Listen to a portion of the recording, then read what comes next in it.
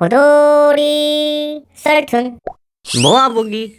18살 여고생입니다. 저에게는 엄청난 고민이 하나 있습니다. 저는 어렸을 때부터 세자매로 컸는데요. 위에 언니 하나, 밑에 동생 하나. 제가 중간인 둘째죠. 제 가슴 사이즈는 2컵입니다. 박시한 옷을 좋아하는데 가슴 때문에 옷이 떠서 예쁘지도 않고 셔츠를 입으면 사이가 벌어져서 너무 보기 싫고 그래서 교복도 안 입습니다. 브라도 다 너무 작아서 답답해요. 가장 심각한 건 웬만한 속옷 매장에서는 제 사이즈가 없다는 겁니다. 그래서 맨날 인터넷 해외 직구로 이쁘지도 않은 속옷을 꾸역꾸역 겨우 사고 있습니다. 똑같은 옷을 입어도 가슴 작은 애들한테는 안 그러면서 저한테는 그냥 티 하나 입어도 야하다고 뭐라도 걸치라고 다들 한마디씩 해요.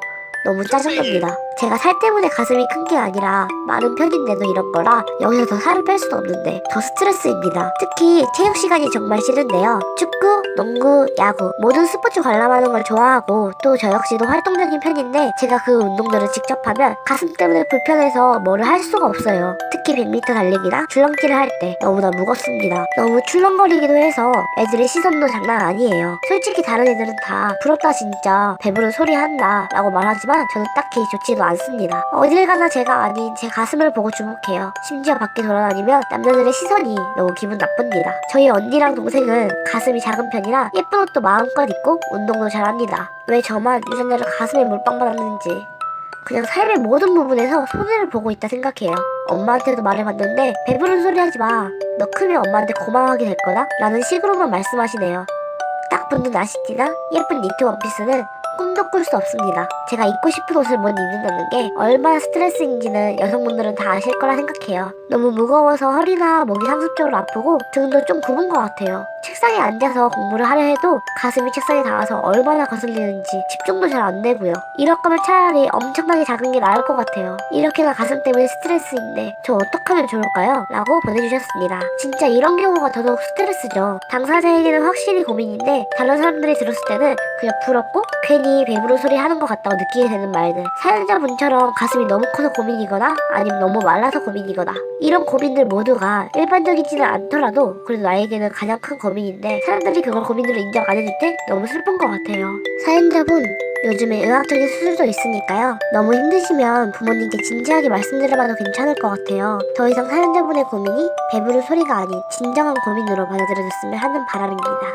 10대 후반 여자입니다. 그동안 잘 지내오던 친구가 하나 있는데 말을 너무 함부로 해서 고민입니다. 사는 곳도 가깝고 성격도 잘 맞아서 자주 만났습니다. 그런데 친해질수록 친구라는 이름으로 막말을 서슴없이 하더라고요. 하루는 제가 중국어를 배우고 있어서 공부하고 있었는데 길 지나가다가 중국인들이 대화하는데 다 들리길래 그냥 혼잣말로 나도 중국어 잘하는데 이런 식으로 말했는데 갑자기 정색하더니 네가 중국어를 잘한다고? 그건 진짜 아닌데? 너 절대 잘하는 거 아니야. 못하는 거 확실해. 이런 식으로 얘기를 하는 겁니다.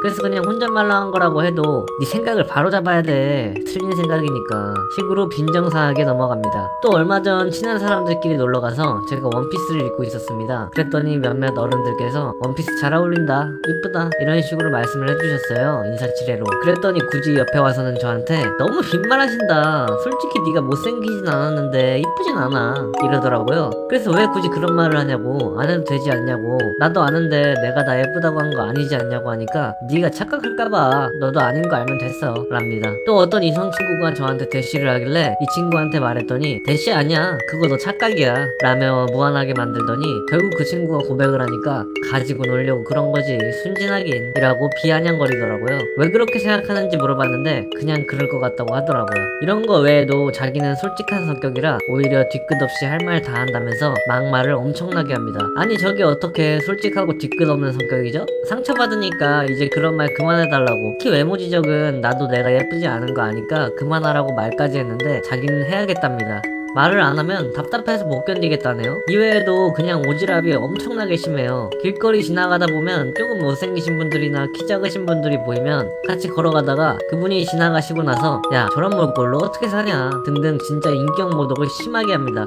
엉덩이는 하마 같고 콧구멍도 너무 크다 등등. 그런데도 항상 이런 발언을 하네요. 제가 한 번은 바꿔서 생각해보라고, 친구야 네 머리에 항상 비듬 껴있는 것 같고 입술은 부르튼 찐빵 같아. 그리고 궁뎅이는 살찐 돼지 같고, 하지만 네 외모 지적은 안 하잖아. 이런 거 하지마 라고 이야기했더니 기분 나빠하더라고요. 왜 본인이 들으면 기분이 나쁘고 자기가 한 말은 농담이라고 생각하는지 전혀 모르겠네요. 이 친구랑 어떻게 해야 할지 고민입니다 라고 보내주셨습니다. 본인이 하면 괜찮지만 본인이 들으면 안 괜찮은 내로남불인 사람들이 굉장히 많죠. 사람은 고쳐쓰기 힘듭니다. 저라면 이런 친구와 뒤도 돌아보지 않고 연을 끊을 것 같네요. 최소한의 양심도 없는 친구인 것 같아서요. 제보자님도 생각 많이 해보시고 연을 이어나가시길 바랄게요. 제 여자친구는 생리통이 너무 심합니다. 어느 정도냐면 회사에서 출근하다가 출근길에 몇 번 쓰러져서 병원에 실려간 적도 몇 번 있고, 걷지도 못하고 밥도 못 먹고 잠도 못 잡니다. 생리 일수도 6일이고 생리 전부터 아파해서 좋기 10일에서 15일, 즉 한 달에 반은 내내 아프다고 봐야죠. 사회생활이 힘들어서 지금은 프리랜서로 바꿔서 자택근무를 하고 있습니다만, 어릴 적부터 이런 터라 여자친구 어머님께서는 여자친구를 병원에 데리고 검사를 받아봤지만 아무런 이상이 없다고 했습니다. 저도 너무 어릴 때 검사한 거라 지금은 무슨 문제가 있나 싶었죠. 저랑 결혼한 사이인지라 너무 걱정이 돼요. 여자친구를 데리고 대학병원 4곳, 유명한 병원 5곳, 심지어 해외까지도 다녀왔지만 호르몬 검사에 척추 검사 할 수 있는 건 다 했는데도 오히려 가는 곳마다 다 칭찬을 하셨어요. 자궁이 너무 건강하다고. 병원들은 대부분 자궁이 너무 건강해서 쥐어 짜느라 아픈 거라고 하는데 이걸 기뻐해야 할지 말아야 할지 모르겠네요. 여자친구 같은 체질이 있다는 것도 참 처음 알았고 신기합니다. 그래서인지 양도 많아서 2시간마다 생리대 가장 큰 걸로 갈아야 한다고 그러더라고요. 양 조절하는 약도 먹었고 병원에 온갖 약을 맞춰서 먹었는데도 효과는 없더라고요. 한 담당 선생님은 이렇게 말씀하시더라고요. 무적의 자궁이라고요. 자궁 근종부터 자궁 내막염에 난소에 문제 있을까봐 온갖 검사에 한의원도 다녀보고 신경검사에 먹을 거 다 먹었지만 효과는 전혀 없습니다. 얼마나 아프면 평소에 알아서 벌레도 잡고 기계도 잘 고치고 혼자서 다 잘하는 여자친구가 그날만 되면 엉엉 울면서 아프다고, 너무 아프다고 그럽니다. 잠도 못 자고 밥도 못 먹어요. 그냥 아무것도 못하고 누워있으면서 고통스럽게 있습니다. 너무 속이 타서 미칠 것 같습니다. 저희 병원 간 것까지 하면 병원 검사만 50번을 넘게 했을 겁니다. 여자친구 어머님은 딸 자식이 아프니 자기 탓인가 속상해서 나름 소갈이 하시고 따뜻한 걸 주고 단 것도 사다 주고 그래도 아픔은 변화가 없고 이럴 때는 진짜 어떻게 해야 하는지조차 모르겠어요. 그런 느낌 있잖아요. 아무리 바락해도 안 될 것 같은 느낌. 정말 모든 걸 다 해봤다고 자부하는데 이렇게 안 도와주니 스트레스가 장난이 아니에요. 다른 남편들은 아내 생리통이 심하면 짜증난다는데 저는 짜증나지도 않아요. 오직 아내가 왜 아픈지가 궁금할 뿐이고 안 아팠으면 좋겠는 마음입니다. 호르몬 때문일까 싶어서 집에 있는 반찬통도 다 유리로 된 걸로도 바꿔보고 병원이 안 먹히니까 민간요법이라는 민간요법은 모조리 동원해서 시도해봤습니다. 정말 속이 타들어갑니다. 제가 바라는 건 딱 하나예요. 여자친구가 아예 안 아픈 것도 안 바라고 딱 절반 이하로만 아팠으면 좋겠습니다. 옆에서 고통스러운 사람 보고 있는 것도 정말 여간 고통스러운 게 아니네요. 혹시 생리통 매우 심하신 분 계시면 어떻게 해야 하는지 알려주세요 라고 보내주셨습니다. 제보자님이 얼마나 여자친구를 생각하는지 알겠네요. 정말 할 수 있는 걸 다 해보신 느낌이라 뭐라 드릴 말씀이 없는 것 같아요. 여자친구분 통증이 낫도록 기원하겠습니다. 호둥이 분들도 생리통 관련 댓글 한 번씩 써주세요. 제 남자친구는 키가 160 정도 됩니다. 저는 165고요. 언제부턴가 키 작은 남자들에 대한 이야기들이 이슈화 되고 키가 180 이하는 룰이지 뭐니 키 작은 남자들에 대한 말들이 많은 줄 알았지만 이 정도인 줄은 몰랐습니다. 5년 동안 사귀면서 남자친구가 먼저 제가 키가 좀 작아서요 라고 이야기하기 전엔 누구도 딱히 대놓고 이야기하는 사람도 없었고 저희도 사귀면서부터 서로가 키 때문에 뭔가 더 신경 쓴다거나 하는 일은 전혀 없었습니다. 그런데 며칠 전 남자친구와 함께 영화를 보러 갔을 때였습니다. 좌석에 앉아서 팝콘을 먹으며 영화를 보고 있는데 뒷자리에서 살짝 발로 치는 진동이 느껴지더군요. 남자친구는 계속 한숨을 쉬면서 영화에 집중을 못하고 있더라고요. 뒷좌석에 애기라도 앉았나 싶어서 뒤돌아보니까 웬 커플로 보이는 사람들이 앉아있더라고요. 제가 돌아보는 걸 봤으니 아무래도 조금 나아지겠지 생각했습니다. 근데 영화가 계속되는 동안 계속 찾아가고요. 뭐 때문에 찾는지도 모르겠는데 영화가 끝날 때까지 쿵쿵댔습니다. 알고 보니 남자친구 자리에 쿵쿵 차는 거더라고요. 저는 제 자리가 아니라 그냥 살짝 진동만 느껴져서 크게 불편 없이 봤던 거고요. 영화 끝날 때까지 쿵쿵대길래 끝나고 사람 다 빠질 때까지 기다렸습니다. 뒤에 앉은 2명도 일부러 기다리는 건지 안 나가고 기다리고 있더라고요. 그냥 앉아있는데 뒤에서 또 쿵쿵거리는 느낌이 나길래 뒤돌아봤죠. 제가 이번에는 화가 나서 말했습니다. 저기요, 영화 시작부터 끝까지 뒤에서 이렇게 차시면 싫으면 영화를 보라는 거예요, 말라는 거예요? 적당히 좀 하세요. 그러자 뒤에 있던 남자가 저는 다리가 너무 길어서 조금만 움직여도 걸려요. 키 작은 사람들은 다리 짧아서 모르겠지만 이러고 여자는 이걸 울어야 하나 말아야 하나 이러더라고요. 남자친구를 쳐다보니 얼굴이 시빨개져서 무슨 말을 해야 하나 하고 있는 게 보이더라고요. 아니 잘못한 건 그 사람들이잖아요. 그 사람들이 하는 말이 너는 키가 작아 근데 나는 키가 커 이거밖에 더 돼요? 원래 성격 같았으면 벌써 다 뒤집어 엎었죠. 근데 남친이 받은 상처가 신경 쓰였습니다. 남친이 입을 열려고 하는 걸 겨우 막고 쓰레기 상대하지 말고 그냥 가자 그냥 저렇게 쭉 살라고 하자 하면서 남친을 끄다시피 해서 나왔습니다. 남친한테 너무 미안하고 화가 나서 눈물이 납니다. 누구보다 열심히 살고 잘생기고 착한 사람이 왜 그딴 쓰레기들에게 그딴 이야기를 듣고 아무 말도 못하고 있어야 하는지 너무 속상합니다. 그 사람이 상처를 크게 받았으면 어떡하죠? 너무 걱정됩니다. 라고 보내주셨습니다. 정말 무례한 커플인 것 같아요. 의자를 발로 차는 건 영화 에티켓에도 어긋날 뿐더러 심지어 그 이유가 다른 것도 아니 앞사람이 키가 작아서라니. 키가 작은 게 그들에게 피해를 주는 것도 아닌데 말이죠. 사연자분이 제대로 말씀해 주셨는데도 불구하고 그렇게 비아냥거리는 태도를 보이는 것도 엄청 어이없는 상황이었어요. 자신의 잘못도 모르고 뻔뻔하게 지내는 커플. 정말 저 호순이가 가서 뒤엎고 싶은 사연이었네요. 키가 다가 아닌데 다들 키에 너무 주목하는 사회죠.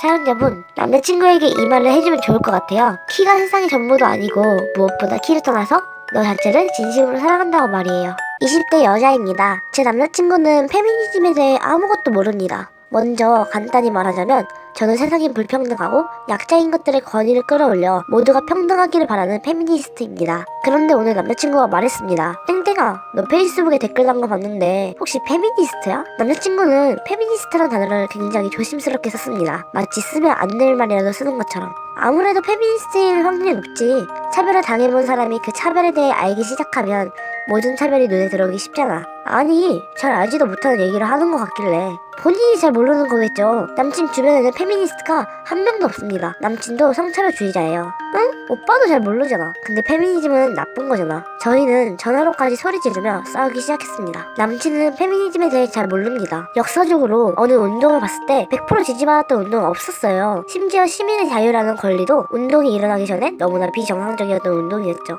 권력을 잡고 있던 사람들이 그 운동을 억압하고자 노예들을 좀 더 감시하고 더 때리고 더 가두었습니다. 그러다 얻게 된 자유라는 개념이었죠. 이것 말고도 당시엔 지지받지 못했지만 지금은 널리 알려진 운동들이 많습니다. 페미니즘도 똑같습니다. 나중에 언젠가 정말 훗날 만약에 페미니즘이 자유처럼 당연한 개념이 되는 때에는 성차별이 말도 안 되는 거였다는 걸 대부분의 사람들이 아는 날이 올 것입니다. 저는 남친한테 이런 얘기를 했습니다. 아주 간단하게. 들을 의지가 없는 사람이지만 알아듣기 쉽게 얘기했죠. 흑인이랑 백인을 차별하는 건 안 되잖아. 성차별이 안 된다고 하는 것도 맞잖아. 오빠가 이 개념을 먼저 공부하려고 했다면 우리가 이렇게 싸울까? 오빠가 페미니스트를 싫어한다는 사실을 알고 제가 책도 사주고 재밌는 영상도 찾고 만화 찾고 그럼에도 불구하고 저를 이해해준 적이 한 번도 없습니다. 아무리 자기랑 가치관이 다른 애도 좋아하는 사람 생각이면 이해하려고 노력이라도 해볼 것 같은데 뭐가 문제인 걸까요? 이야기하기 싫어서 그만두자고 이야기하면 이상한 페미니스트들이 하는 이상한 예들을 가져와 이건 뭐야? 이 페미들은? 이러고 저에게 따져 묻습니다. 도대체 이 일의 해결책은 무엇일까요? 저는 어떻게 해야 이 상황을 현명하게 해결할 수 있을까요? 라고 보내주셨습니다. 친구 간이든 연인 간이든 가치관은 정말 중요한 문제인 것 같아요. 민감한 부분이다 보니 서로 차이가 있을 경우 그 의견 차이가 싸움으로 번지는 경우가 많죠. 서로의 의견만을 고집하기보다는 사연자분 말처럼 좋아하고 소중히 여기는 사람일수록 다른 입장이라 해도 이해하려고 노력하는 태도가 필요한데 남자친구분이 해당 부분에 있어서는 많이 부족하네요. 서로 존중하는 태도를 가지자고 강하게 말씀드려봐도 괜찮을 것 같아요. 서로의 입장 차이가 싸움으로 번지지 않길 바라는 마음입니다.